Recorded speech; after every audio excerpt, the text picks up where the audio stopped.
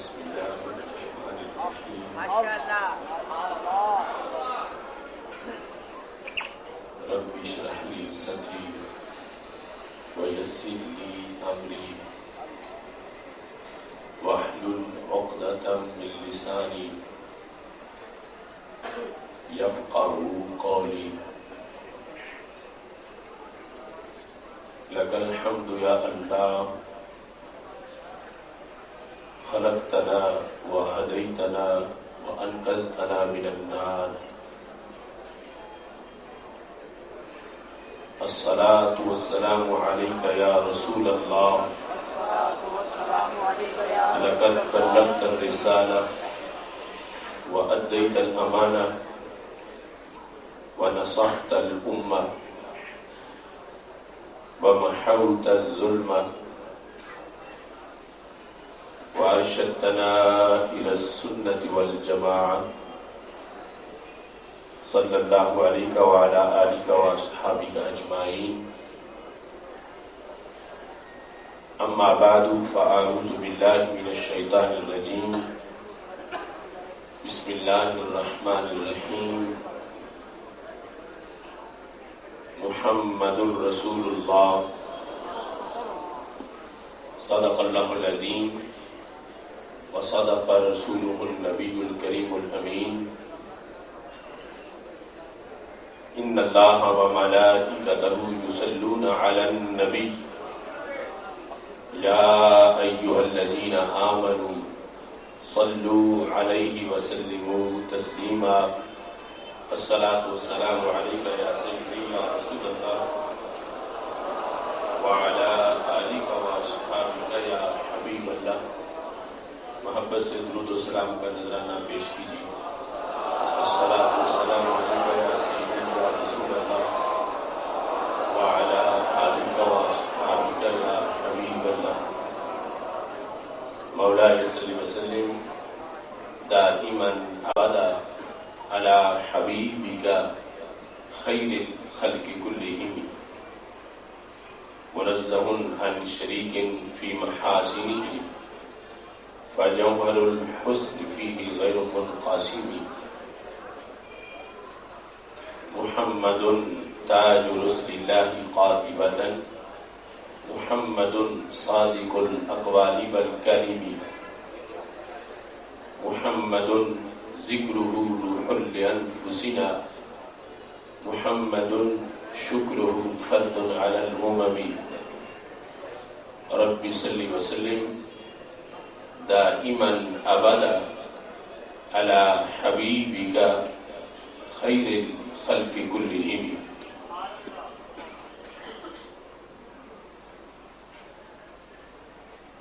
چھیڑنا مت عظمت و شان نبی کا ضابطہ. 295 سی. چھیڑنا مت عظمت و شان نبی کا ضابطہ. عافیت تو اس حقیقت کو بقا دینے میں ہے. چھیڑنا مت عظمت و شان نبی کا ضابطہ. عافیت تو اس حقیقت کو بقا دینے میں ہے. کس لیے ناموس نبوی سے ہے مغرب کو مروڑ. کس لیے ناموس نبوی سے ہے مغرب کو مروڑ. بھرم اب تابوت کو شیشہ دکھا دینے میں ہے. جن کے دھوئیں سے گھٹن ہو چاندنی ماحول میں. جن کے دھوئیں سے گھٹن ہو چاندنی ماحول میں. سالمیت ایسی شمعوں کو بجھا دینے میں ہے. نجد سے لے کر دیوبند اور پوری دنیا میں گستاخیوں کے دھوئیں چھوڑنے والے زہریلے قافلے. جن کے دھوئیں سے گھٹن ہو چاندنی ماحول میں. سالمیت ایسی شمعوں کو بجھا دینے میں ہے۔ بن گئی ہیں جو صلیبی دوستوں کی طرفدار، بن گئی ہیں جو صلیبی دوستوں کی طرفدار، بہتری اب ایسی سوچوں کو بھگا دینے میں ہے۔ بن گئی ہیں جو صلیبی دوستوں کی طرفدار، بہتری اب ایسی سوچوں کو بھگا دینے میں ہے۔ کر رہے ہیں کچھ بڑے فیاض بھی کنجوسیاں، کر رہے ہیں کچھ بڑے فیاض بھی کنجوسیاں، کیا حرج ممتاز غازی کو دعا دینے میں ہے۔ کر رہے ہیں کچھ بڑے فیاض بھی کنجوسیاں، کیا حرج ممتاز غازی کو دعا دینے میں ہے۔ کہہ رہا ہوں عاشقوں سے ڈھونڈتے ہو مرتبہ، کہہ رہا ہوں عاشقوں سے ڈھونڈتے ہو مرتبہ، مرتبہ گستاخ کے چھکے چھڑا دینے میں ہے۔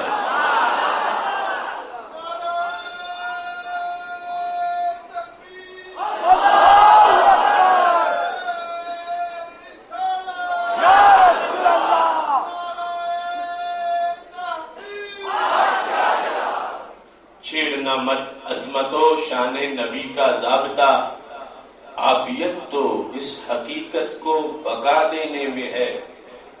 کہہ رہا ہوں عاشقوں سے ڈھونڈتے ہو مرتبہ، مرتبہ گستاخ کے چھکے چھڑا دینے میں ہے۔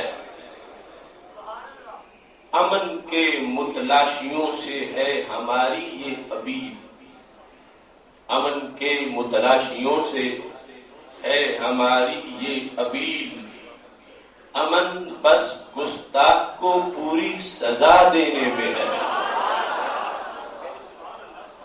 امن کے متلاشیوں سے ہے ہماری یہ اپیل، امن بس گستاخ کو پوری سزا دینے میں ہے۔ بیچ کے لوٹا مسلح ڈھونڈ لو خنجر کوئی، بیچ کے لوٹا مسلح ڈھونڈ لو خنجر کوئی، عشق اب میدان میں ہلچل مچا دینے میں ہے۔ نماز تو فرض ہے اور تحفظ ناموس رسالت کا فریضہ سب فرضوں سے بڑا فرض ہے۔ نماز دن میں 5 مرتبہ ہے اور یہ ہر سیکنڈ میں لازم ہے۔ بیچ کے لوٹا مسلح ڈھونڈ لو خنجر کوئی، عشق اب میدان میں ہلچل مچا دینے میں ہے۔ کس لیے برداشت کر لوں فلم کی گستاخیاں، کس لیے برداشت کر لوں فلم کی گستاخیاں، زندگی نام نبی پہ سر کٹا دینے میں ہے۔ اللہ تبارک و تعالی جل جلالہ وعم نوالہ واتم برہانہ وعظم شانہ وجل ذکرہ وعز اسمہ کی حمد و ثنا، اور حضور سرور کائنات، مفخر موجودات، زینت بزم کائنات، دستگیر جہاں، غم گسار زماں، سید سروراں، حامی بے قسم، قائد المرسلین، خاتم النبیین، احمد مجتبی، جناب محمد مصطفیٰ صلی اللہ علیہ وآلہ وصحبہ وبارک وسلم کے دربار گوہربار میں ہدیہ درود و سلام عرض کرنے کے بعد زینت مسند صدارت استاذ الاساتذہ شیخ الحدیث حضرت علامہ حافظ محمد عبدالستار سعیدی صاحب حافظہ اللہ تعالی، شیخ الحدیث جامعہ نظامیہ رضویہ لاہور، رب کے محفل جگر گوشہ مفتی اعظم پاکستان حضرت صاحبزادہ محمد عبد المصطفیٰ ہزاروی صاحب زید مجدہ، ناظم اعلیٰ تنظیم المدارس اہل سنت پاکستان، جان محفل مجاہد اسلام شیخ الحدیث حضرت علامہ حافظ خالد حسین رضوی صاحب زید مجدہ، امیر فدایان ختم نبوت پاکستان، فدائے ناموس رسالت محترم غازی ثاقب شکیل جلالی صاحب حافظہ اللہ تعالی، وارثان منبر و محراب ارباب فکر و دانش، نہایتی جلیل القدر اساتذہ کرام اور معزز و محتشم سامعین حضرات، رب ذوالجلال کے فضل اور توفیق سے مفتی اعظم پاکستان محسن اہل سنت حضرت قبلہ مفتی محمد عبد القیوم ہزاروی صاحب رحمہ اللہ تعالی کے فیوز کی ترجمان مجلس علماء نظامیہ کے زیر اہتمام آج اس عظیم الشان تحفظ ناموس رسالت کانفرنس کا انعقاد کیا جا رہا ہے۔ میری دعا ہے رب ذوالجلال مخدوم امم سید حجویر حضرت داتا گنج بخش حجویری رحمہ اللہ تعالیٰ کے زیر سایہ ہمارے اس عظیم اجتماع کو اپنے دربار میں قبول فرمائے اور رب ذوالجلال ہم سب کو اس کا اجر عظیم عطا فرمائے۔ آج کی یہ کانفرنس ایسے حساس موقع پر انعقاد پذیر ہے کہ جب پوری دنیا میں اسلام کے خلاف سازشوں کا سلسلہ عروج پکڑ چکا ہے، بالخصوص گستاخانہ فلم کے بعد کی جو صورتحال ہے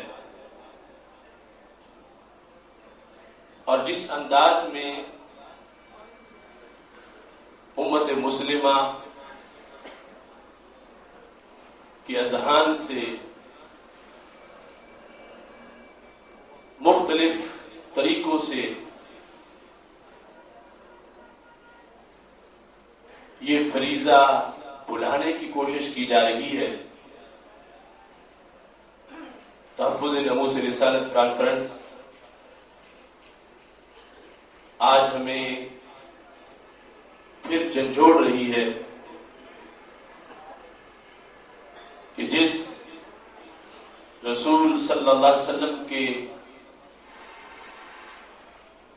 1.5 ارب غلام موجود ہوں اور ان کی ذات بالا صفات کے بارے میں ایسی فلمیں بنے کہ جن میں جو کچھ ہے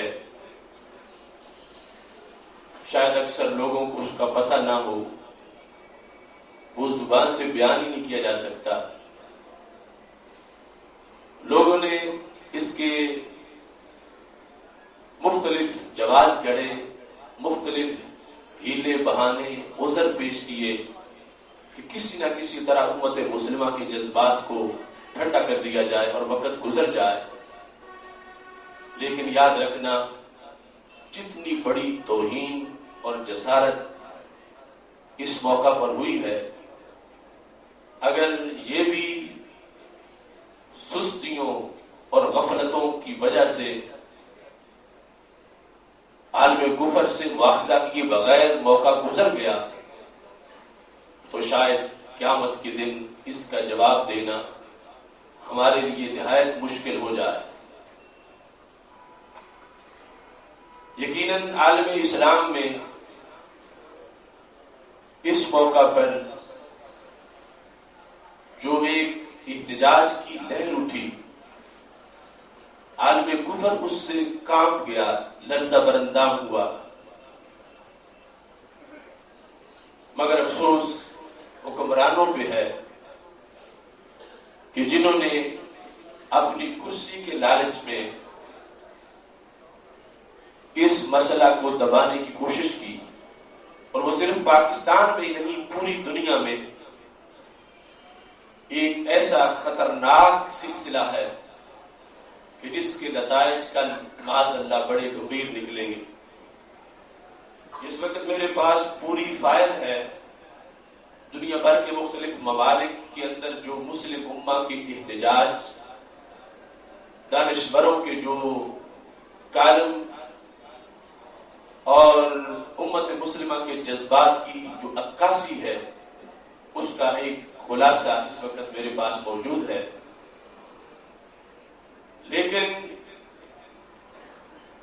افسوس ہے کہ ہماری درخشاں تاریخ، اس میں مسلم حکمرانوں نے جو تحفظ ناموس رسالت کے لیے کردار ادا کیا، آج مسلم ممالک پر مسلط قیادت اس فریضہ کی ادائیگی سے بالکل بے خبر رہی۔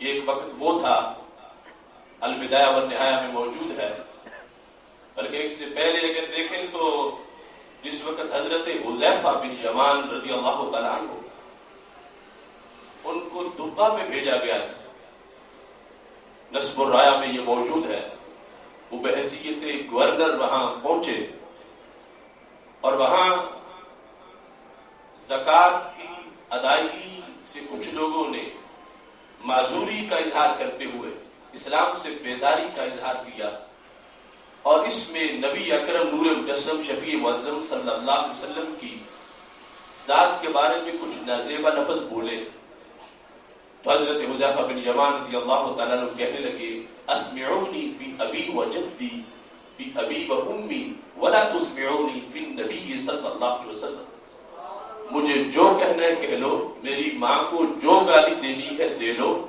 مگر میرے محبوب علیہ السلام کی طرف میلی نگاہ سے مت دیکھنا۔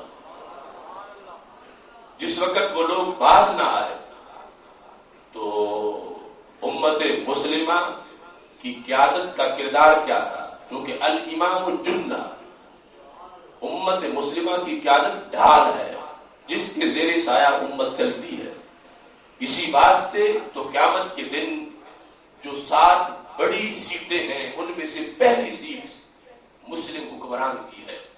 سبعۃ یظلھم اللہ فی ظلہ یوم لا ظل الا ظل عرشہ، 7 قسم کے لوگ جنہیں رب ذوالجلال اپنے سایہ رحمت میں جگہ دے گا، جس دن اس کے سائے کے سوا کوئی سایہ نہیں ہوگا۔ ان 7 قسم کے لوگوں میں سے پہلی سیٹ تہجد گزاروں سے پہلے، صوفیاء سے پہلے پہلی سیٹ کیا الامام العادل، کہ وہ بندہ جسے رب نے حکمرانی دی اور اس نے زمین پر اللہ کا نظام نافذ کر دیا، عدالت کی، اگرچہ وہ رات گلیوں میں جاگتے گزارتا ہے، اس کے ذہن میں منصوبہ جات ہے اسلام کو غالب کرنے کے لیے لشکر کیسے اور کہاں تک کس انداز میں بھیجنے، سوچ اس کی بظاہر غیر اللہ کی طرف، مخلوق کی طرف ہے، مگر اقامت حد من حدود اللہ خیر من بطر 40 یوما، وہ بادشاہ اسے یہ صلاحیت حاصل ہے کہ جب اللہ کی حدود میں سے ایک حد وہ زمین پہ قائم کرتا ہے تو پورے جہان میں اتنا نکھار آتا ہے جتنا رات کے وقت قحط کے زمانے میں 40 دن بارش ہو، دن کو سورج نکل آئے، تو جس قدر کائنات میں ہریالی ہوتی ہے اس قدر، اس سے زیادہ اس کی طرف سے ایک حد کے نفاذ پر برکتوں کا نزول ہوتا ہے۔ وہ نمائندہ ہے زمین پر، اللہ کی رحمتوں کی اس پہ برسات ہوتی ہے۔ اب جس وقت بادشاہ اس انداز کے ہوتے ہیں تو پھر امت ان کے زیر سایہ رحمت کی آغوش میں رہتی ہے۔ اب حضرت حذیفہ بن یمان رضی اللہ تعالیٰ عنہ نے پیغام بھیج دیا سیدنا صدیق اکبر رضی اللہ تعالیٰ عنہ، اور حضرت اکرمہ کی قیادت میں لشکر پہنچ گیا۔ تو کیا ہوا؟ جن سے گستاخی کا صدور ہوا تھا اور دور دور تک شائع تھا، 10 بڑے سرداروں کو شہر کے اندر کھڑا کر کے قتل کیا گیا، اور 700 کو قیدی بنایا گیا، اور وہ دور صحابہ اور قرون اولا کا وہ چمکتا ہوا اسلام، اس میں اس چیز کو واضح کیا گیا کہ اسلام اپنے آقا صلی اللہ علیہ وسلم کی عزت و ناموس کے لحاظ سے بڑا حساس ہے، بہت کچھ برداشت کیا جا سکتا ہے، مگر رسول اللہ صلی اللہ علیہ وسلم کی شان میں گستاخی ہرگز نہیں برداشت کی جا سکتی۔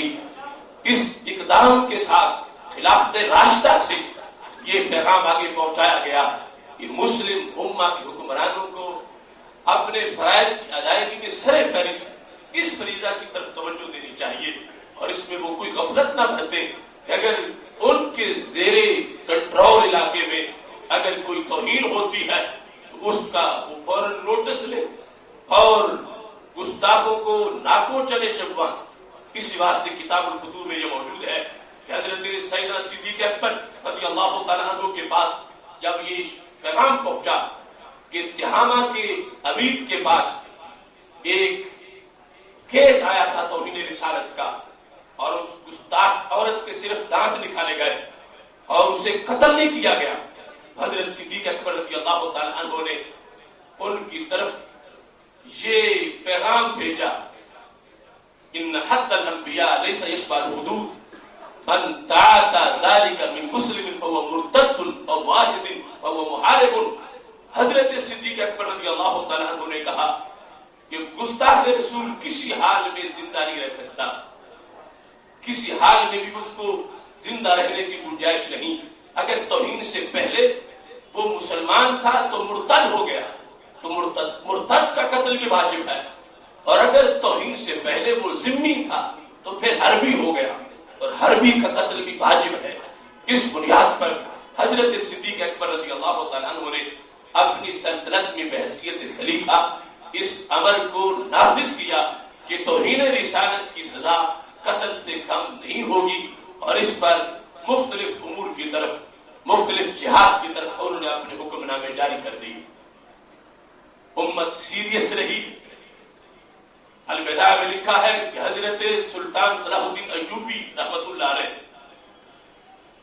بیمار تھے، بستر پہ پڑے تھے، اور انہیں پتا چلا کہ کچھ مصر کے تاجر گزر رہے تھے برنس ارنات کے علاقے سے، اس نے انہیں پکڑ لیا ہے، ان کا مال لوٹ لیا ہے، انہیں لائن میں کھڑا کر کے قتل کیا ہے، شہید کر دیا ہے، اور ساتھ جب انہیں شہید کرنے لگا تو یہ تانا دیا ہے، اے محمدکم ادعوہ ینصرکم، بلاؤ اپنے نبی کو، وہ تمہاری مدد کرے۔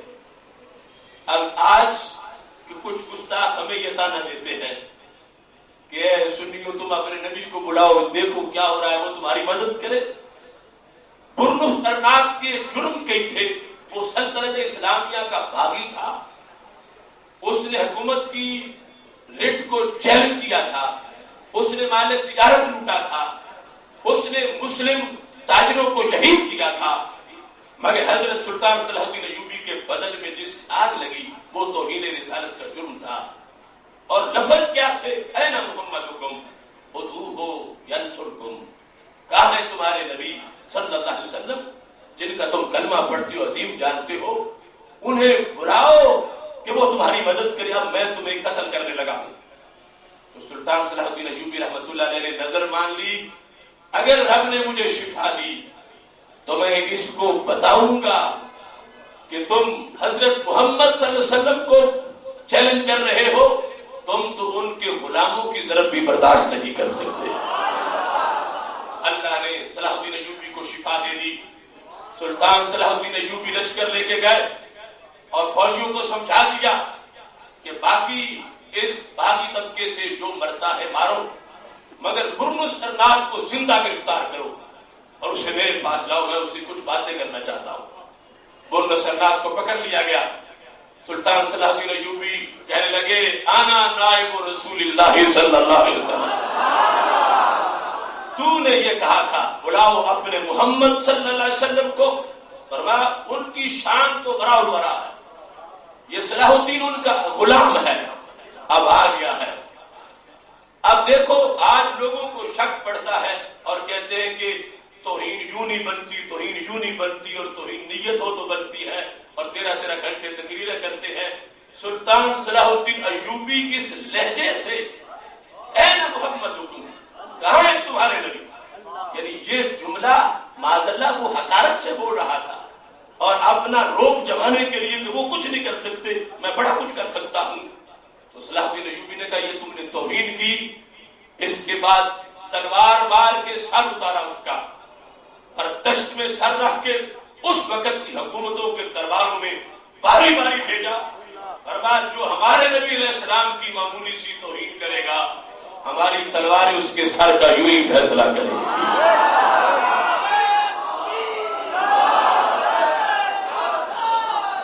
نعرہ تکبیر، نعرہ رسالت، نعرہ رسالت، نعرہ تحقیق، عظمت و شان مصطفیٰ، عظمت و شان مصطفیٰ، مجلس علماء نظامیہ۔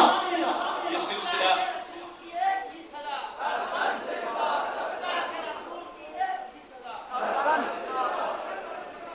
اب دیکھیے، یہ ایک طویل سلسلہ ہے۔ خلافت عثمانیہ کا آخری دور تھا، اور سلطان عبدالحمید دوئم جن پر آ کر خلافت عثمانیہ ختم ہو گئی، انہیں کہیں پتہ چل گیا کہ فرانس میں وولٹائر نامی شخص نے ایک سٹیج ڈرامہ لکھا ہے، اور اس میں توہین رسالت کا پہلو موجود ہے، اور وہ سٹیج ڈرامہ کچھ وقت کے بعد فرانس میں ہونے والا۔ تو سلطان عبدالحمید دوئم نے فرانس کے سفیر کو بلا لیا۔ کس طرح؟ خود جنگی لباس پہنا، ہاتھ میں تلوار پکڑی، اور اس کے بعد کہا کہ میری خلافت کے اندر تم سلطنت اسلامیہ میں ایک رات بھی اثر نہیں کر سکتے، فوراً دفع ہو جاؤ میری سلطنت۔ سلطان عبدالحمید کا اسے جوتے مار کے نکالنا تھا کہ فرانس کی حکومت پہ لرزہ طاری ہو گیا، اور وہ سٹیج ڈرامہ جس کی پلاننگ انہوں نے کئی مہینوں سے اور پلاننگ سے وہ سارا سلسلہ توہین کا تیار کیا ہوا تھا، سلطان عبدالحمید کے ایک نعرے سے ان سب کو سانپ سونپ گیا، اور توہین رسالت کا وہ سلسلہ ختم ہوا۔ کہاں؟ حجاز کے وہ حکمران کہ جو توہین رسالت کی خبر معمولی سی سنے کہ ہونے والی ہے، تلوار ہاتھ میں پکڑ لے، اور کہاں آج گستاخیوں کے دھوئیں میں سوئے ہوئے شہزادے کہ جنہیں یہ نصیب نہیں۔ میں ایک مہینے کے اخبارات ریکارڈ کانفرنسوں کا اکٹھا کرتا رہا اس دور میں، اس میں 4 بڑے پروگرام سعودی حکومت نے کیے، اور چاروں پروگراموں میں اس توہین کے واقعے کا ذکر تک نہیں کیا۔ اس میں ایک سالانہ مکہ کانفرنس ہے، رابطہ عالم اسلامی کے تحت منعقد ہوتی ہے، جسے معتمر مکہ کہا جاتا ہے۔ اس کے علاوہ معتمر المساجد والائمہ، سارے امام و خطیبوں کی وہ کانفرنس، اس کے بعد امیر حج کا خطبہ حج، اور اس کے بعد جو سرکاری مہمان ہیں ان کے اجتماع میں شاہ عبداللہ کا خطاب، ان میں، اور اس کے علاوہ مسجد نبی شریف اور مسجد حرام کے جو خطبات جمعۃ المبارک ہیں، صرف 2 موقع پر ایسا ہوا کہ جس میں یہ چیز ذکر کی گئی کہ ایسا قانون بنانا چاہیے جس سے ادیان اور انبیاء کے ادب کی حفاظت ہو سکے، ان کی عزت اور احترام کا لاہ عمل بن سکے۔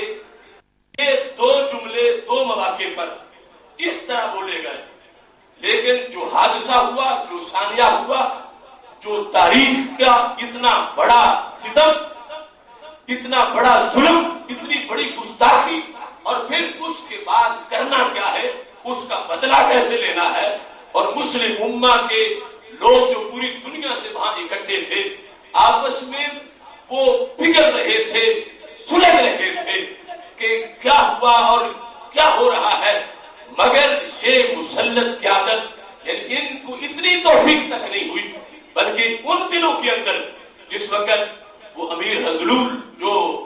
اللہ کا بھائی ہے وہ مرتا ہے تو اس میں اوباما کے تعزیتی خط کے اندر اوباما کی تعریف کی جاتی ہے. وہ 21 ستمبر کے اندر جب ہم یوم عشق رسول علیہ السلام منا رہے تھے اس دن وہاں فدا کا یا وطن الیوم الوطنی کی تقریب ہو رہی تھی. ہم یہاں بر صغیر میں کہیں کہ فدا کا یا رسول اللہ صلی اللہ علیہ وسلم، اور وہ دیس جہاں کی چمک نے پور کائنات کو چمکایا، وہاں یہ ہے کلنا فدا کا لحاظ الوطن. اور یہ تاریخ ہے اس کی 22 ستمبر. وہ عین جب مسئلہ عروج پر تھا 21 ستمبر کو ہم نے یوم عشق رسول اللہ السلام منایا، اور اس وقت پوری دنیا میں پوری کائنات میں احتجاج کی گرم جوشی نظر آ رہی تھی. اور وہاں العید الوطنی کے بینر، جھنڈیاں، پوسٹر اور اخباریں بڑی ہوئی ہیں.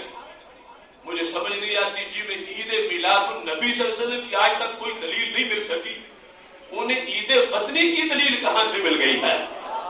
اور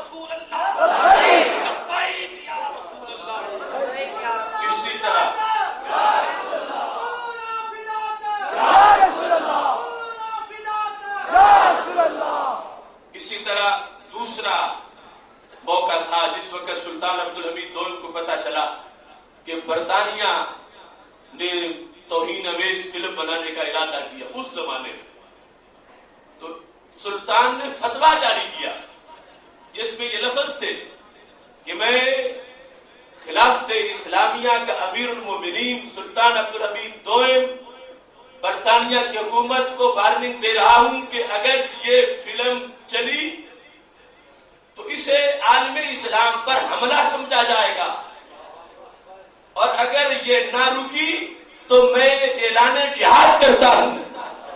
تو برطانیہ کی طرف سے جواب آیا کہ اب ٹکٹیں بک چکی ہیں اور ہمارے ہاں کھیل کود کے لحاظ سے آزادی ہے.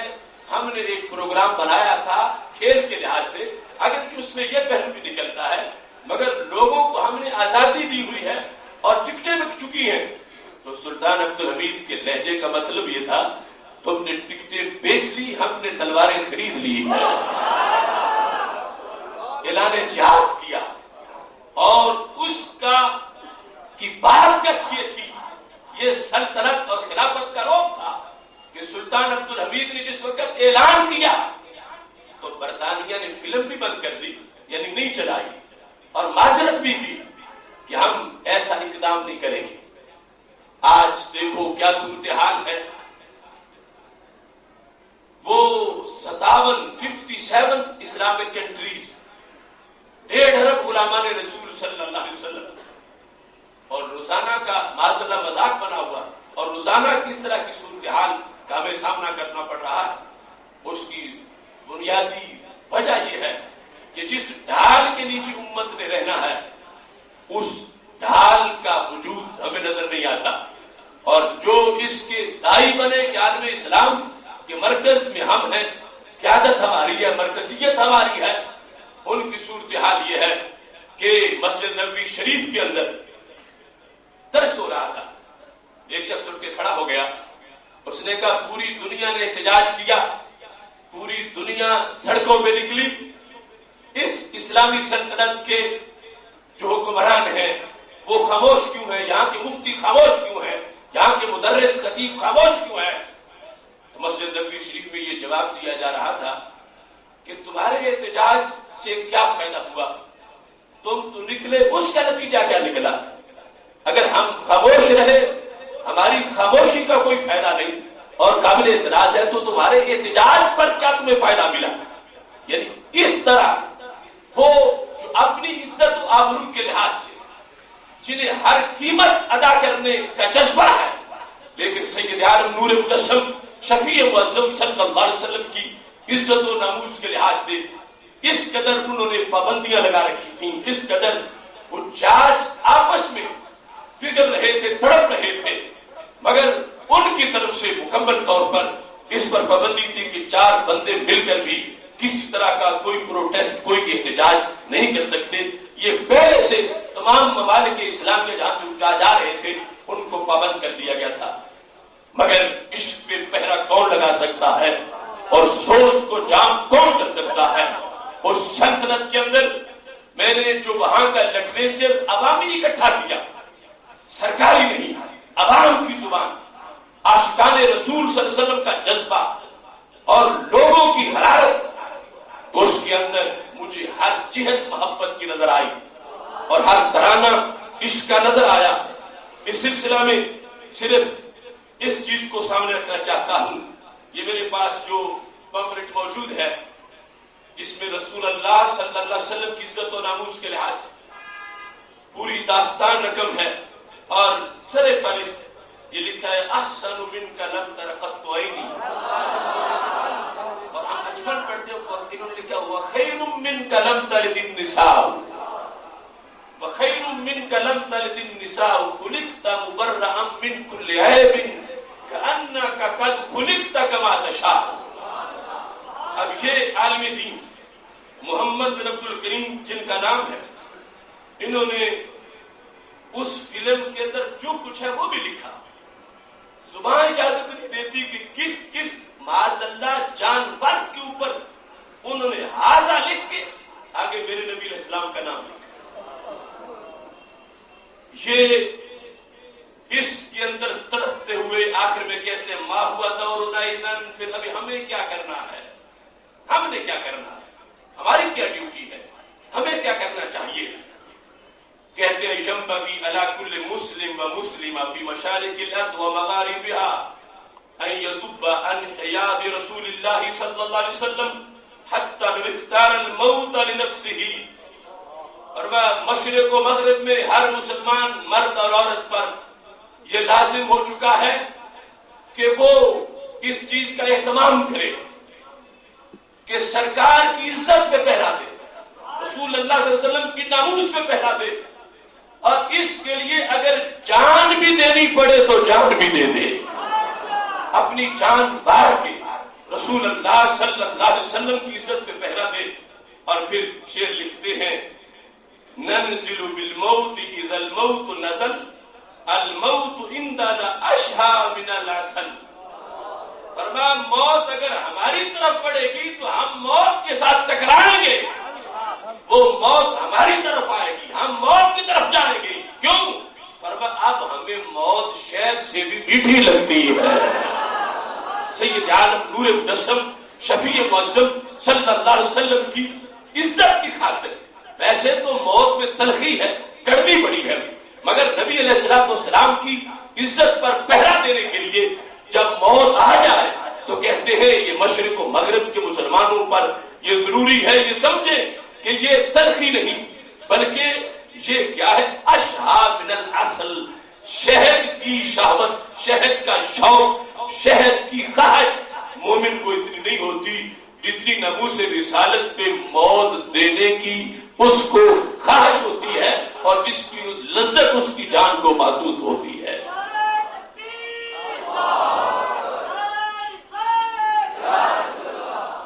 نام ہاکذا الرجال ہاکذا الابطال فالعزت للہ ولرسول وللمؤمنین وليكن شعارنا تلکم الوصیۃ العمریہ. کہتے ہیں پھر نڈر لوگ، جوان مرد کون ہوتے ہیں، بہادر انسان کون ہوتے ہیں، اسلام کے شیر کون ہوتے ہیں. کہتے ہیں جن کا شعار یہ ہو، جن کا نعرہ یہ ہو. کون سا؟ فرمایا جو حضرت عمر فاروق کا نعرہ تھا، سیدنا فاروق اعظم رضی اللہ تعالی عنہ کا نعرہ کیا ہے؟ کہتے ہیں نحن قوم اعزنا اللہ بالاسلام مهما ابتغینا العزت فی غیرہ اذلنا اللہ. کہ حضرت عمر رضی اللہ تعالی عنہ نے ایک موقع پہ یہ کہا تھا ہم ایک قوم ہیں، ہم ذلیل لوگ تھے، ہمیں عزت اسلام سے ملی ہے. اور یہ ابن کثیر میں وہ حدیث شریف موجود ہے، جب آپ جا رہے تھے بیت المقدس کی طرف اور پانی آ گیا، غلام صاحب تھا، بلکہ حضرت ابو عبیدہ رضی اللہ تعالیٰ عنہ ساتھ تھے، حضرت عمر رضی اللہ تعالیٰ عنہ نے اپنے جوتے خود اپنے ہاتھ میں پکڑے ہوئے تھے اور سواری کی نکیل ہاتھ میں تھی، اور حضرت ابو عبیدہ نے کہا تھا کہ کہیں وہ شور و شرم والے دیکھ نہ لے، امیر المومنین آپ امیر المومنین ہو، کہیں اس حالت میں وہ تجھے دیکھ نہ لے کہ اپنے جوتے خود ہی پکڑے ہوئے ہیں۔ تو حضرت عمر نے کہا لولا انت ابو عبیدہ لضربتک حتی جعلتک نکالا لامت محمد صلی اللہ علیہ وسلم، اور چونکہ تم ابو عبیدہ ہو میں تمہیں معاف کر رہا ہوں کہ تمہارا سابق ریکارڈ بہت صحیح ہے، اگر تم ابو عبیدہ نہ ہوتے اس بات پر میں تجھے اتنا مارتا کہ مار مار کے امت کے لیے نشان عبرت بنا دیتا۔ کیوں؟ فرمایا کن اذلکم، ہم تو ذلیل لوگ تھے، ہماری کوئی ویلیو نہیں تھی۔ فرمایا اللہ نے ہمیں اسلام سے عزت دی، سرکار کی غلامی کا پٹا گلے میں ڈالا تو ہمیں عزت ملی، اور اگر ہم عزت کسی اور کو سمجھیں گے تو رب ہمیں ذلیل کر دے گا۔ اگر ہم عزت یہ سمجھیں گے جسے لوگ عزت کہتے ہیں کہ کہیں وہ دیکھ نہ لے، کہیں وہ نہ دیکھ لے کہ یہ امیر المومنین اپنے جوتے ہاتھ میں پکڑے ہوئے ہیں، فرمایا اگر عزت ہم نے کہیں اور سے حاصل کرنا چاہی تو پھر ہم ذلیل ہو جائیں گے۔ اس کا حوالہ دیتے ہوئے یہ کہنے لگے فالعزت للہ ولرسولہ نحن قوم عزنا اللہ بالاسلام۔ حضرت عمر کے قول کو شعار بناؤ، استدلال کیسے کرتے ہیں؟ وَهَلْ لَنَا عِزَّةٌ بِغَيْرِ رسول اللہ صلی اللہ علیہ وسلم، کہنے لگے اگر سرکار کی عزت نہیں رہے گی تو مومن کی عزت کیسے رہ جائے گی؟ اگر پوری کائنات پر مسلمان چاہتے ہیں کہ ہم عزت سے جیے تو جس پیغمبر کے طریقے پہ چلے تو عزت ملتی ہے، ان کی عزت پہ پہرا دے تو پھر عزت ملتی ہے۔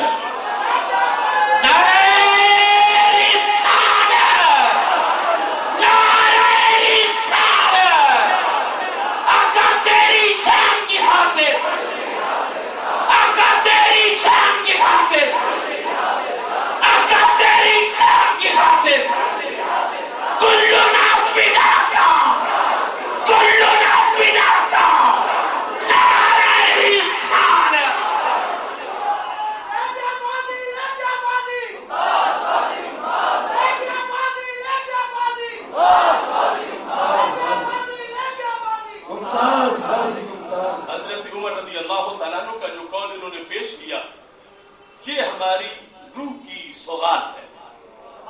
یہ اگرچہ عبارتیں ہم پڑھتے ہیں مگر معنی غازی ممتاز صاحب قادری کو آتا ہے، اور معنی غازی ثاقب شکیر جلالی کو آتا ہے کہ عزت رسول اللہ صلی اللہ علیہ وسلم کی ہوگی تو پھر ہماری عزت ہے، اور جو سمجھے کہ محبوب علیہ السلام کی فلمیں بنتی رہے اور ہم اپنی کرسیاں بچائیں، ہم اپنے پروٹوکول بچائیں، ہم اپنی سٹیٹس بچائیں، تو رب کعبہ کی قسم کسی کی عزت نہیں، کسی کی عزت نہیں بچے گی اگر میرے نبی علیہ السلام کی عزت پہ پہرا نہیں دیا جائے گا۔ اس بنیاد پر یہ عرب کا سوز، یہ حجاز کی آواز میں جو تمہارے سامنے پیش کر رہا ہوں، وہ کہتے ہیں باللہ ماذا جبک فی الحیات من لذہ یوم ینال من مقام محمد صلی اللہ علیہ وسلم۔ اس جینے میں لذت کیا ہے کہ جب زندگی میں سرکار کی توہین ہوتی رہے تو پھر جینے کا پیچھے مطلب کیا بنے گا، پھر جینے کا جواز کیا ہو سکتا ہے؟ اس بنیاد پر اے اسلام کے شیرو، میں یہ سمجھتا ہوں کہ دل بمحبوب حجازی بستائیں زی سبب بیت دیگر پیوستائیں۔ وہ عربی میں بولے، ہم پنجابی میں بولے، وہ حجاز میں تڑپے، ہم لاہور میں کہیں، ناموس نبی کی خاطر ہم ہر باطل سے ٹکرائیں گے، جو راہ میں ہماری آئے گا ہم اس کو مار گرائیں گے۔ یہ مسئلہ ہے جمہیمہ کا، کیا خطرہ پھر جسم و جان کا، اس مسئلے کو جو چھیڑے گا پھر تاج اچھالے جائیں گے۔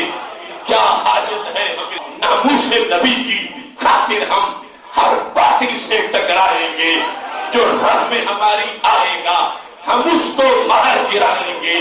یہ مسئلہ ہے جمہیمہ کا، کیا خطرہ پھر جسم و جان کا، اس مسئلے کو جو چھیڑے گا پھر تاج اچھالے جائیں گے۔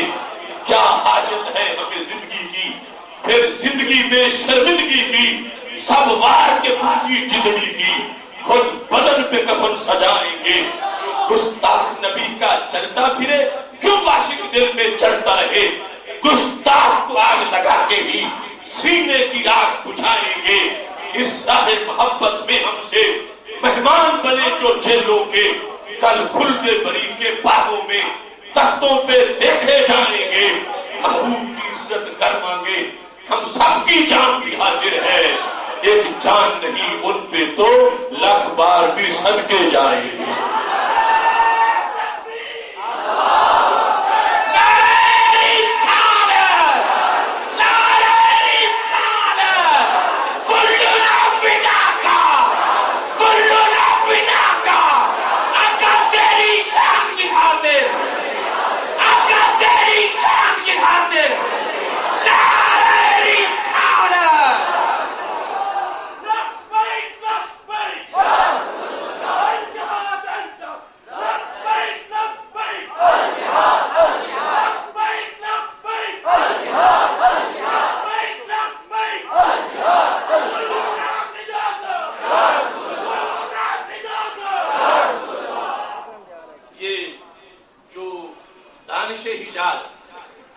مکہ شریف مدینہ شریف کے باسیوں کا انداز، وہاں گستاخانہ فلم کے رد عمل میں جب پہرے ہیں جس بات پر، مگر پھر بھی انداز اس طرح کا بھی ہے۔ یہ المدینہ اخبار میں یہ آپ کو جو کالم نظر آ رہا ہے، یہ المدینہ اخبار 30 صفحات کا چھپتا ہے اور بڑا پرانا اخبار۔ یہ السلام علیک ایھا النبی صرف مضمون کا نام نہیں، یہ سیرت مصطفیٰ صلی اللہ علیہ وسلم کی انسائکلوپیڈیا کا نام ہے، جس کی 500 جلدیں چھپ گئی ہیں۔ یعنی اوصاف رسول صلی اللہ علیہ وسلم، کمالات رسول صلی اللہ علیہ وسلم، ان کو اکٹھا کر کے اس فلم کے رد عمل میں، یعنی 500 جلدیں، جس کا خلاصہ 70 جلدوں میں تیار ہوا ہے، اور نام کیا؟ السلام علیک ایھا النبی، السلام علیک ایھا النبی، یہ نام رکھا ہے تاکہ عقیدے کی بھی ترجمانی ہو اور عقیدت کی بھی ترجمانی ہو۔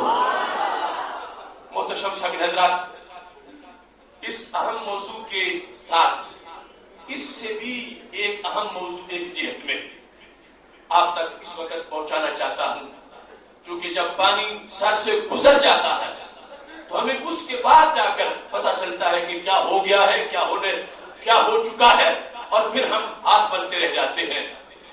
اس وقت ایک نہایت ہی گمبھیر داستان تیار ہو چکی ہے، اور عاشقان رسول صلی اللہ علیہ وسلم کا ایک بہت بڑا امتحان تیار ہو چکا ہے۔ نبویہ صلی اللہ علیہ وسلم، جہاں سرکار تشریف فرما ہے اور جو مٹی مبارک میرے محبوب علیہ السلام کے پیکر کے ساتھ مس ہوئی، عرش سے بھی افضل ہے، اس روضہ رسول صلی اللہ علیہ وسلم کے خلاف سازش بالکل آخری حد تک پہنچ چکی ہے۔ اس کا تسلسل وہ بہت پہلے سے ہے، جب ناصر الدین البانی نے اپنی کتاب تحذیر الساجد میں لکھا تھا، صفحہ نمبر 68 اور اس کے ساتھ 59 پر ناصر الدین البانی کا وہ ایک ایک لفظ سینے میں تیر کی طرح چبھتا ہے۔ اس نے کہا فالواجب الرجوع بالمسجد النبوی الی اہلہ السابق، کیونکہ ان لوگوں کا فتویٰ ہے کہ جس مسجد میں قبر ہو اس میں نماز نہیں ہوتی، تو جب بھی وہ یہ فتویٰ ظاہر کرتے ہیں تو لوگ فوراً کہتے ہیں کہ مسجد نبوی شریف میں تو خود رسول اللہ صلی اللہ علیہ وسلم تشریف فرما اور ساری دنیا وہاں پہ نمازیں پڑھتی ہے، تو تم یہ کس طرح کا فتویٰ دیتے ہو؟ اب اس کے جواب میں ناصر الدین البانی کا یہ قول کہتا ہے واجب ہے کہ مسجد نبوی شریف کو اسی فضا پر لوٹا دیا جائے جیسے پہلے تھی، یعنی جب رسول اللہ صلی اللہ علیہ وسلم کی ظاہری حیات میں حجرات امہات المومنین خارج تھے اور حجرہ عائشہ صدیقہ رضی اللہ تعالی عنہا بھی مسجد سے خارج تھا، ایسے کہتے ہیں واجب ہے کہ اب اس کو مسجد سے معاذ اللہ خارج کر دیا جائے۔ اور اس میں لکھا کیسے خارج کیا جائے؟ وَذَلِكَ بِالْفَصْلِ بَيْنَهُ وَبَيْنَ الْقَبْرِ النَّبَوِيِّ بِحَائِطٍ، یمتد من الشمال الى الجنوب، کہ ایک دیوار بنا دی جائے معاذ اللہ مسجد کے اندر شمال سے جنوب تک، چونکہ قبلہ اور اس کے مقابل کی جہت یہ شمال سے جنوب کی طرف، تو درمیان میں ایک طرف مسجد ہو اور ایک طرف رسول اللہ صلی اللہ علیہ وسلم کا حجرہ مبارک اور روضہ ہو، تاکہ مسجد سے کوئی بندہ ادھر نہ جائے اور اس کو بالکل مسجد سے الگ تھلگ کر دیا جائے۔ یہ اس نے ساتھ طریقہ بھی بتایا کہ مسجد سے قبر شریف کو باہر کیسے نکالا جائے۔ آج وہ اتنا لٹریچر، یعنی 4 ملین کتابیں اس وقت بھی چھپی حج کے موقع پر، جن میں اس بات پہ زور دیا گیا، پہلے وہ چھپ چھپ کے کرتے تھے، اب اعلانیہ کہا کہ اس حجرہ نبویہ کو مسجد سے نکالنا چاہیے۔ یہ ولید بن عبد الملک کی غلطی تھی، یہ خلاف شرع تھا اس کو مسجد میں داخل کرنا۔ یہ کوئی دلیل نہیں ہے مسلمانوں کی کہ دوسری قبریں بھی مسجدوں میں ہو۔ اب یہ عام لٹریچر میں آ گیا۔ یہ پہلے ناصر الدین البانی لکھ رہا تھا، اور پھر دیکھو وہ کتنا برانگیختہ کرتا ہے حکومت کو کہ یہ کام تم کر دو، تاکہ یہ جو مسجد نبوی شریف میں آخری حد تک بندے کھینچے چلے آتے ہیں اس طرف، تو یہ سارا سلسلہ ختم ہو جاتا اور صرف ایک سائڈ پہ کچھ بندوں کو تھوڑی سی اجازت دی جائے، اور باقی حالانکہ پہلے تو عورتوں کو بھی اجازت تھی کہ بابو سلام سے جائیں اور معاہدہ شریف پہ حاضری دیں اور آگے گزر جائیں، پھر ان پہ پابندی لگی۔ اب مردوں کا وہ سلسلہ کہ جو ختم ہی نہیں ہوتا، اور ان کے ہاں اس کے اندر معاذ اللہ وہ کہتے ہیں کئی خرافات ہیں، بدعات ہیں، تو اس نے کہا درمیان سے دیوار بنا کے 2 حصے کر دیے جائیں۔ تحفظ ناموس رسالت کے لحاظ سے اس چیز کو تمہارے سامنے رکھنا چاہتا ہوں۔ کل کا مستقبل کتنا کڑوا ہے، جس کے لیے نقشہ میرے پاس موجود ہے، جو پلاننگ ہو چکی ہے، جو کام ہونے والا ہے معاذ اللہ، اور وہ مسجد نبوی شریف کی توسیع کا جو نیا نقشہ، اس کا افتتاح ملک عبداللہ حج سے پہلے کر چکا ہے، جس کے نتیجے میں توسیع کی آڑ میں وہ جو حکومت سے اس وقت کے ملا تقاضا کر رہے تھے کہ یوں کرو، تو خطرہ ہے کہ کہیں اسی دوران توسیع کی آڑ میں معاذ اللہ وہ حادثہ نہ ہو جائے کہ جس کو سوچنے سے بھی ضمیر کانپ اٹھتا ہے۔ اب وہ کیسے برانگیختہ کرتا ہے، وہ لکھ رہا ہے، کہتا ہے کہ یہ دیوار کیوں بنائی جائے،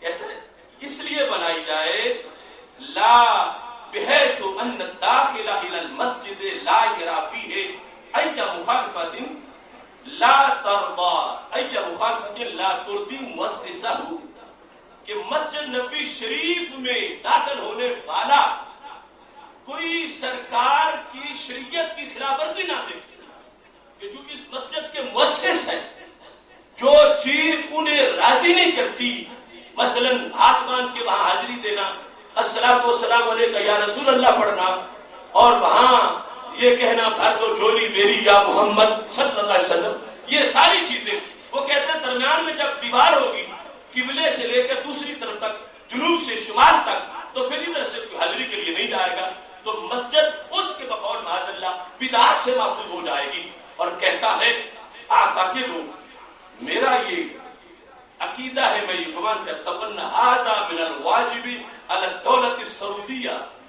یہ واجب ہے سعودی حکومت پر ایسا کرے۔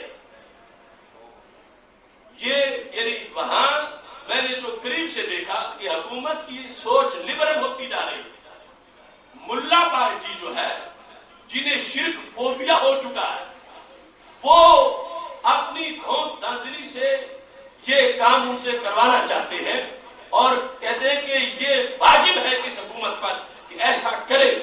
اور اس سلسلہ میں صاحب وہ کہتا اذا كانت تريد ان تكون حامية التوحيد حقا، اگر یہ سعودی حکومت باقی تو عید کی حامی ہے تو پھر ایسا کیوں نہیں کرتی؟ یعنی پہلے کیا کچھ وہ کروا چکے، ادھر ہم سوئے ہوئے ہیں کہ ہم نے ان کے خلاف کبھی احتجاج نہیں کیا، ہم نے ان سے کبھی مطالبہ نہیں کیا کہ تم پہلے اتنے ظلم کر چکے ہو، اب آگے نہ کرنا، پہلے اس قدر تم نے امت کے سینوں پہ تیر چلائے، اب مزید نہ چلانا۔ اور وہ جنہوں نے بلڈوزر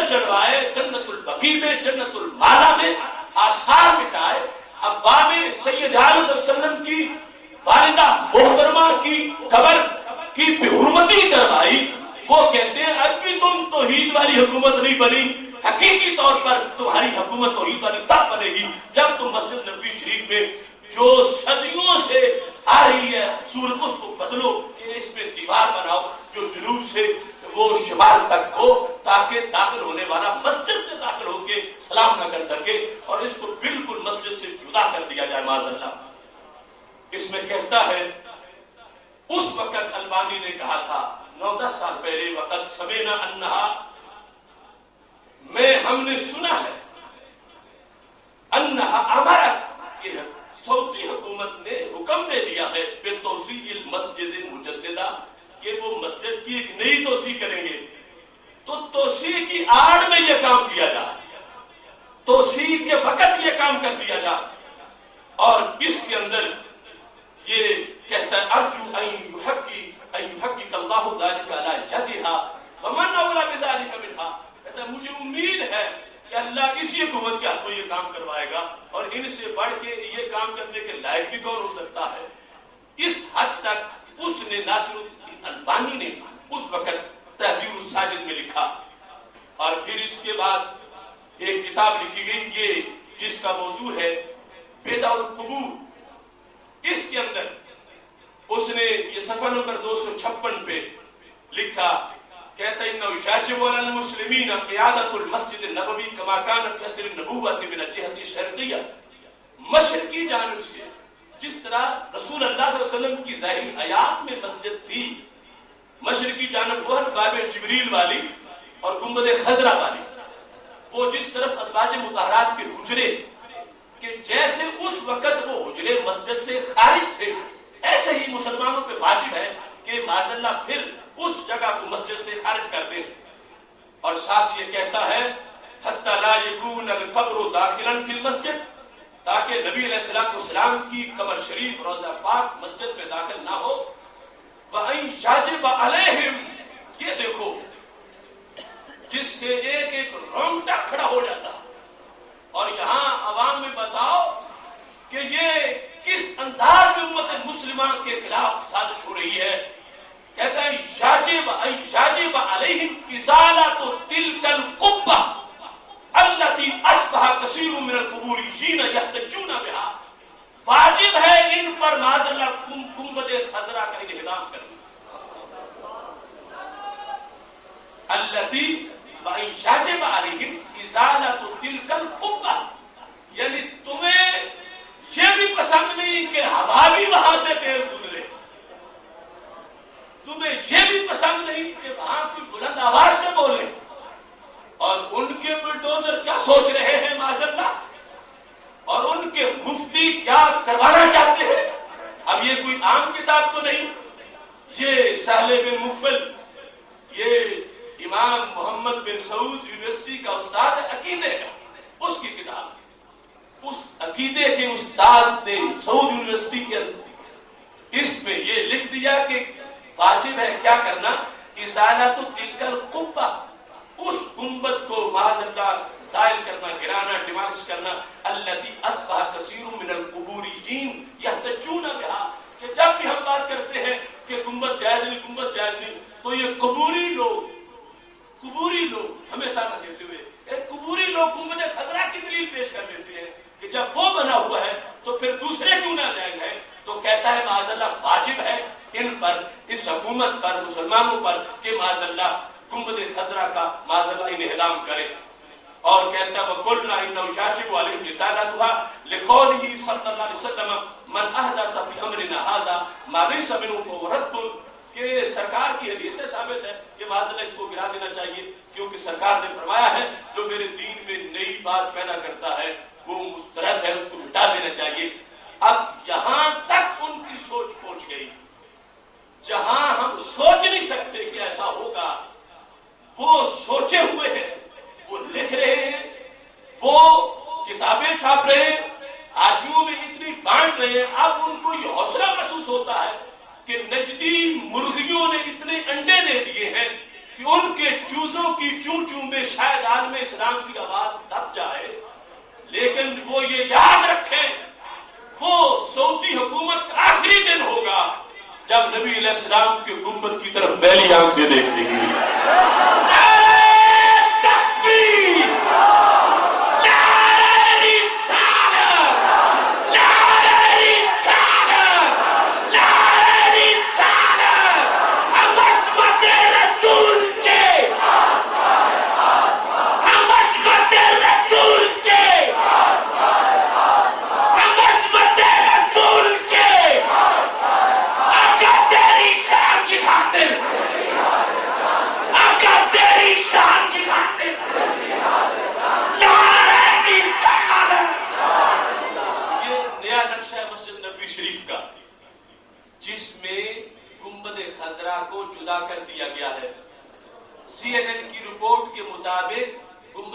وغیرہ کو گرانے کا معاذ اللہ انہدام کا ذکر بھی اس میں موجود ہے.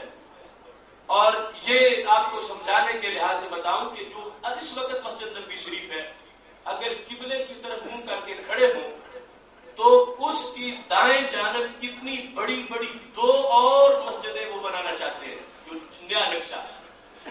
اب پہلی اور 2 کو مل کے یہ 3 ہوں گی. ان میں جو سینٹر والی ہوگی اس کے آگے پھر موجودہ مسجد نبوی شریف کی اتنی مسجد بنائی جائے جس میں میرے نبی علیہ السلام کا مصلی، منبر اور خود رسول اللہ صلی اللہ علیہ وسلم کی ذات گرامی اور وہ اس مسجد جو اصل مسجد نبوی شریف ہے اس کے جو برکات اور وہ سارا سلسلہ ہے اس میں اس کو پس منظر کرنا تو ایک جدا معاملہ ہے. منبر کو بدلنا جب پہلے ایسا ہونے لگا تھا تو زلزلہ آ گیا، اور مصلی کو بدلنا اور اس کو یعنی آپ اندازہ لگائیں کہ یہ وہ 3 بنی ہوئی ہیں اور پھر آگے یہ قبلے کی جانب چوتھی ہے، ایک موجودہ 2 ساتھ اور پھر قبلے کی جانب، اور یہ کونے میں گنبد خضرا سائڈ میں اس کو کر دیا گیا ہے. اور یہ نقشے میں اسے برقرار رکھ کے مسجد سے نکالنے کی بات کی جا رہی ہے اور رپورٹ CNN وغیرہ اس میں معاذ اللہ انہدام کی بات کی جا رہی ہے. اور یہ کوئی خواب و خیال کی بات نہیں. یہ المدینہ اخبار کا یہ 15 اکتوبر کا جو پرچہ ہے اس کے 25 صفحے پر یہ مضمون وہاں چھپ چکا ہے. الحجرۃ النبویہ بین الرأیین، حجرہ نبویہ 2 جدا آراء کے اندر اس کی حیثیت 2 رائے بن چکی ہے حجرہ نبویہ کے بارے میں. بین الرأیین اس میں یہ سعادت ہے اس شخص کی عبداللہ فراج شریف کی کہ اس نے ایسے دلائل دیے کہ وہاں کا وہ ساتو طبقہ کوئی بھی ان کی اس کی دلیل کا جواب نہیں دے سکا. جو ہمارا موقف ہے اس شخص نے بھرپور طریقے سے پیش کیا اور اس نے یہ لکھا کہ اگر چھیڑا گیا حجرہ نبویہ کو اور اس کو مسجد سے نکالنے کی کوشش کی جائے تو صرف عرب نہیں پورا عالم اسلام اس کو قبول نہیں کرے گا. میں چونکہ وقت مختصر ہے اپنی بات کو سمیٹتا ہوں. یہاں پر انہوں نے اس چیز کو لکھا ہے، کہتے ہیں کہ ازواج مطہرات کے 9 حجرے اور سیدہ فاطمہ رضی اللہ تعالی عنہا کا 10واں حجرہ ان کو مسجد نبوی شریف میں داخل کیا گیا. آج کا ملا طبقہ وہاں کا کہتا ہے یہ ایک ظالم حکمران نے کیا. اس شخص نے لکھا اعدل الامراء عمر بن عبد العزیز، کہ یہ کام عمر بن عبد العزیز نے کیا 86 ہجری کے بعد. یہ کام عمر بن عبد العزیز رضی اللہ تعالی عنہ نے کیا اور پھر اس پر امت کی 13.5 صدیاں گزر گئی ہیں. اس کے بعد 13.5 صدیوں میں وہی صورتحال چلی آ رہی ہے. 13.5 صدیوں میں کہ مسجد نبوی شریف کے اندر حجرے داخل ہیں اور میرے آقا صلی اللہ علیہ وسلم جہاں آرام فرما ہے وہ مسجد کا حصہ ہے. جب سے عمر بن عبد العزیز نے داخل کیا اس نجدی ٹولے کے آنے تک کسی کو یہ خیال بھی نہیں آیا کہ معاذ اللہ یہاں نماز کا کوئی مسئلہ بنے گا یا کوئی دوسری کوئی خرابی ہوگی، بلکہ پوری امت اس پر متفق رہی. اور مجھے بہت پسند ہے اس شخص کا یہ جملہ، اس نے مبہوت کر دیا ان ملاؤں کو اس دلیل کے ساتھ. کہتا ہے کہ دیکھو یہ کام واشرف علی ذلك عادل امراء بنی امیہ عمر بن عبد العزیز رحمہ اللہ تعالی. یہ کام عمر بن عبد العزیز کی نگرانی میں ہوا اور کہتے ہیں بعد عام 86 من الہجرہ 86 ہجری کے بعد حتی اليوم آج تک وہی صورتحال برقرار آ رہی ہے. اور کہتے ہیں وفی خیر القرون، یہ کام خیر القرون کے اندر ہوا کہ حجرہ نبویہ کو مسجد کا حصہ بنا دیا گیا. یہ خیر القرون کے اندر ہوا. وظل هذا الوضع قائما حتى اليوم، اس وقت سے لے کر آج یہی وضع اور صورت قائم ہے. فقد مدى عليه اکثر من 13 قرنا ونصف، 13 صدیوں سے زائد زمانہ اسی پر گزرا، 13.5 صدیوں سے زائد. اور پھر بكل ما فيها من كبار التابعين ومن افضل فقهاء الاسلام ثم من تلاهم من ائمه الهدى كالائمه الاربعه وغيرهم من الائمه المجتهدين الذين نحن حتى اليوم على ما تركوا لنا من تراث. کہتے ہیں کہ یہ 13.5 صدیوں میں کبار تابعین کا زمانہ بھی گزرا، فقہائے اسلام کا زمانہ گزرا، ائمہ اربعہ کا زمانہ گزرا، ائمہ مجتہدین کا زمانہ گزرا، 13.5 صدیوں کے صلحاء کا زمانہ گزرا. کہتا ہے سارے مسجد نبی میں آئے، سب نے نماز پڑھی، تو کہتا ہے اگر ان کی ہو گئی تو ہماری بھی ہو جائے گی.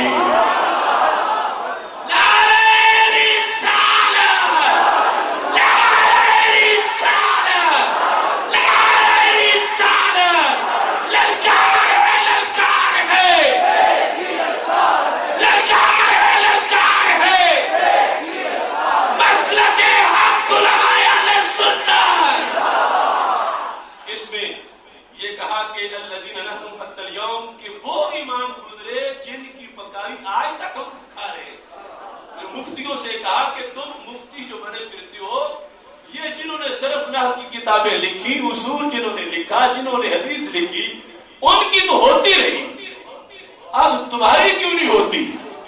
اور اس کے آخر میں بڑا خوبصورت جملہ انہوں نے اس میں لکھا. یہ سعودی عرب کا جو بہت زیادہ چھپنے والا اخبار ہے، اس کے اندر وہ کہتے ہیں کہ ابرہاز القرون، ان تمام صدیوں میں التی ہی عمر الاسلام الا قلیلا، کچھ کم، یہ ساری اسلام کی عمر ہے، یہ تو پوری اسلام کی عمر ہے، تقریباً تھوڑا پہلے ہے، باقی 13.5 صدیاں تو اسلام کی پوری عمر ہے تقریباً.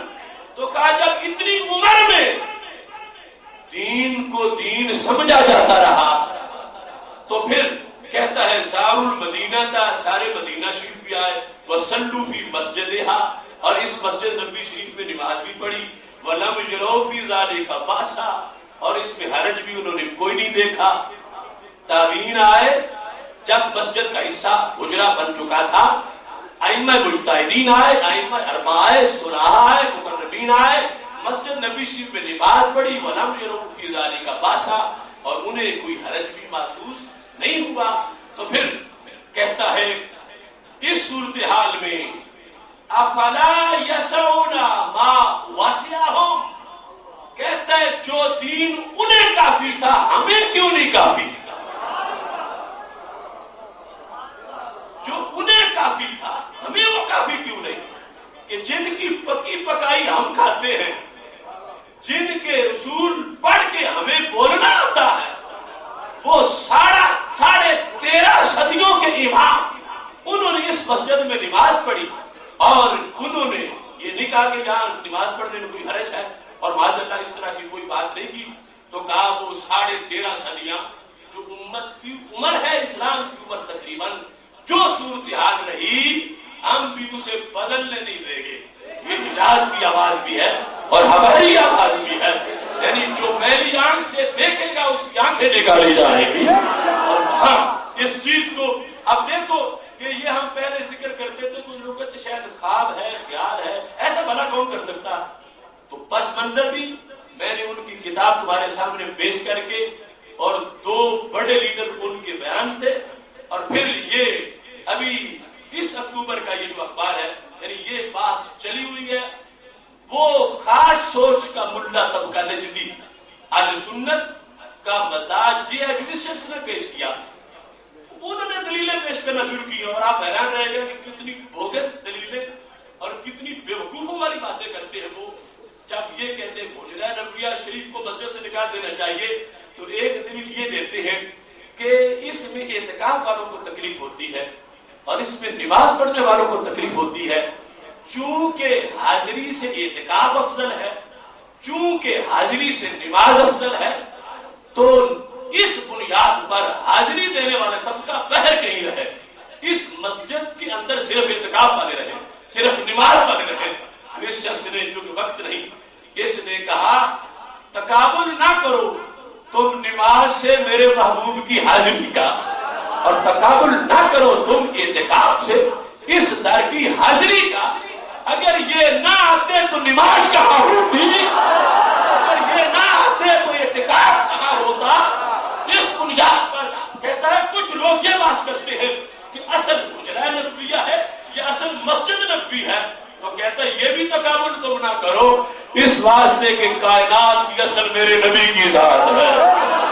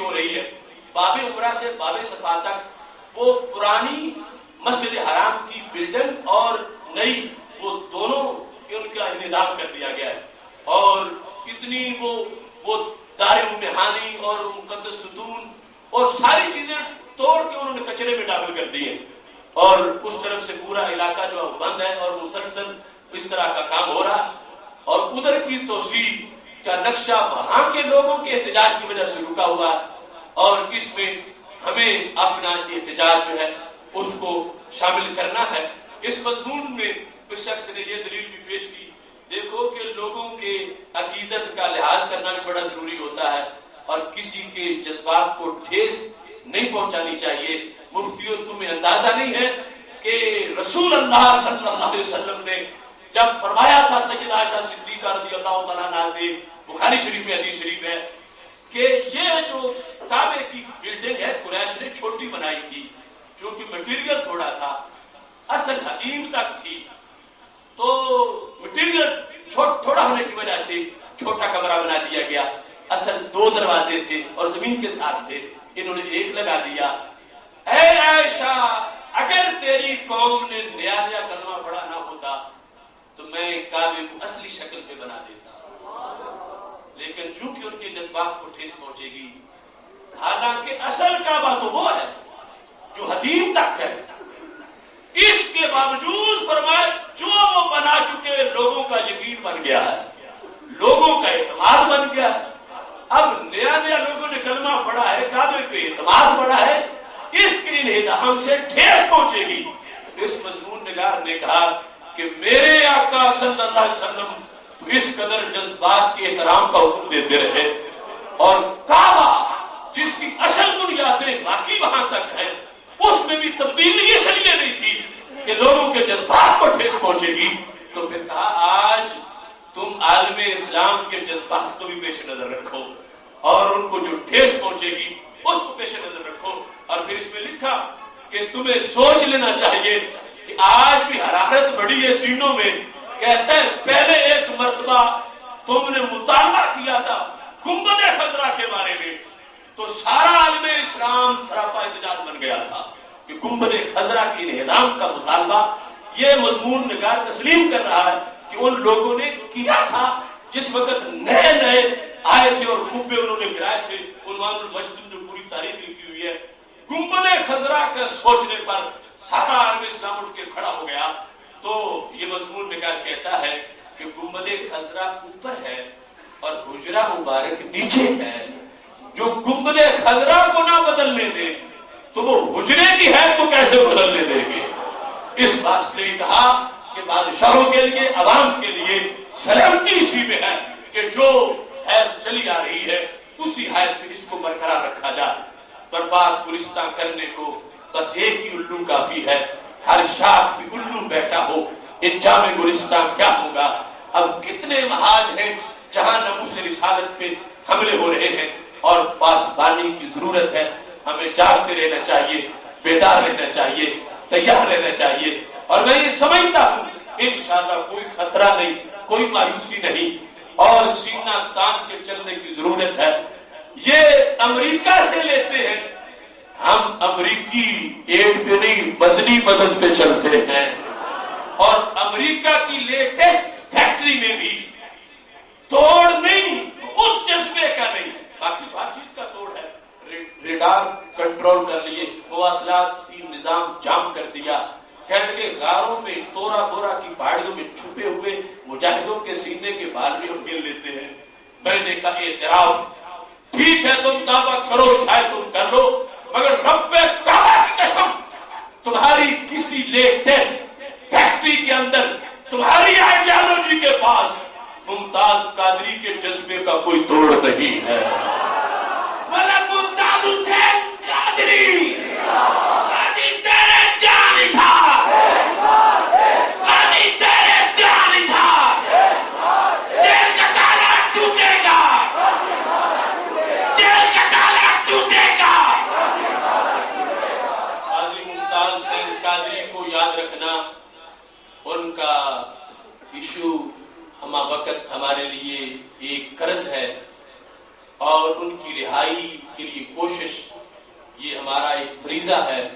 4 جنوری کو ان کو 2 سال جیل میں مکمل ہونے والے ہیں، ان کی عصمت کو سلام کرتے رہنا ہے، اور اس وقت یہ واضح کرنا ہے کیونکہ کچھ لوگ بھاگے ہوئے تھے اب واپس آ رہے ہیں، ہمیں ان کا انتظار ہے۔